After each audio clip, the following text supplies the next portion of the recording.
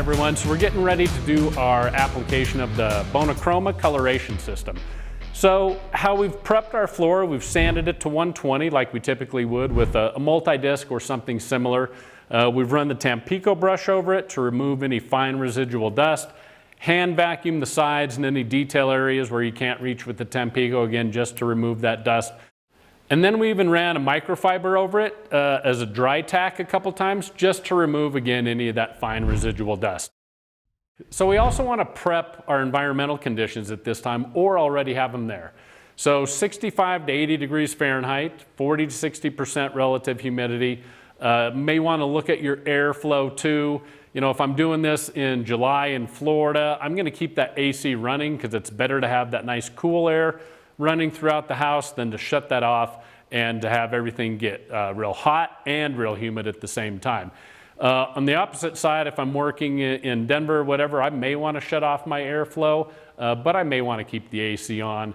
But treat it as you will, like a regular waterborne sealer or finish application for your area, and you should be good to go. The other thing to acclimate is, of course, your product. We don't want to bring Chroma in from our van. If it's 120 degrees out in our van, bring that in, have it be super hot or too cold, obviously not frozen. Bring it in and expect good results. So acclimate your product to that same temperature level, 65 to 80 degrees Fahrenheit, whatever your working environment is, and you should be good to go. So that's kind of how we've prepped the floor, prepped our environment. Now let's take a look at some of the other tools, machines, and stuff that we're going to need for a successful application. So we're going to need our Bona Chroma coloration system plus the coloration additive, everything that comes in the box. And you can figure 600 to 700 square feet per gallon when trying to calculate how much you're going to need for your particular job site. We're going to apply with the Bona cut-in pad, Bona microfiber roller, handle, and put that all on a pole. We're going to need plenty of terry cloth towels or rags, plenty of 1-inch white polishing pads, a 16-inch Bona conditioning pad or pads. I'd probably have a box of those. We'll use those both to push the white pad, and that helps protect your driver from getting any of the chroma on top of it. But we may also use the conditioning pads for touch-ups and repairs along the way as we go too. We're going to use an application bucket. You could also use a paint tray.